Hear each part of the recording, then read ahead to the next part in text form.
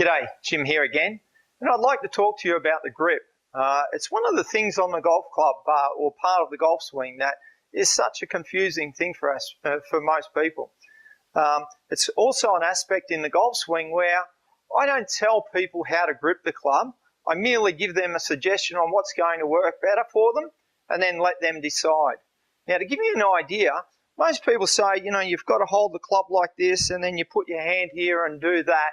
Now, in terms of holding the club a particular way for everyone is incorrect. So what's more important is to understand how you hold the club correctly for yourself. Now, to do that, how we establish that is find out what's the right position for you when your arms are just hanging nice and relaxed. Now, see the position of my wrist here. Now, in terms of that position, when I hold the golf club, I want to be able to hold the club in the same position where I'm not turning my wrist under.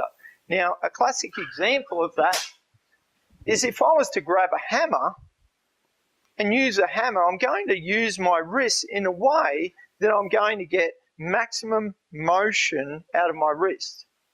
Now, when people hold a golf club, they start putting the right hand underneath, and you certainly wouldn't hold a hammer in that sense. So therefore, by holding a hammer incorrectly or instinctively, which would be more like that, that's what we need to do with a golf club. So I won't say everyone has to hold the club exactly the same, but to find out what's the right grip for you, once again, just let your arms hang down. Now what I'll do is let my arm hang down beside my body there where it's nice and relaxed, and simply put the club in the fingers, gripping it firmly, hold it out in front.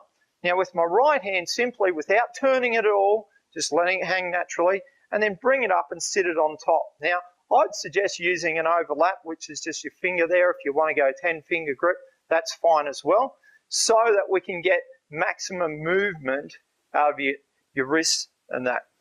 And that's simply just using what's natural for you. Once again, if we turn our wrists, we're not going to be able to get the maximum movement. Now, a good way to understand that is if we put our hands together and simply moved our wrists up and down, they could only go a certain way. So if I turn around this way, you can see by keeping my arms straight, I can only go a certain distance. However, if I had my hands slightly apart and did that, you can see how my hands start to bow out.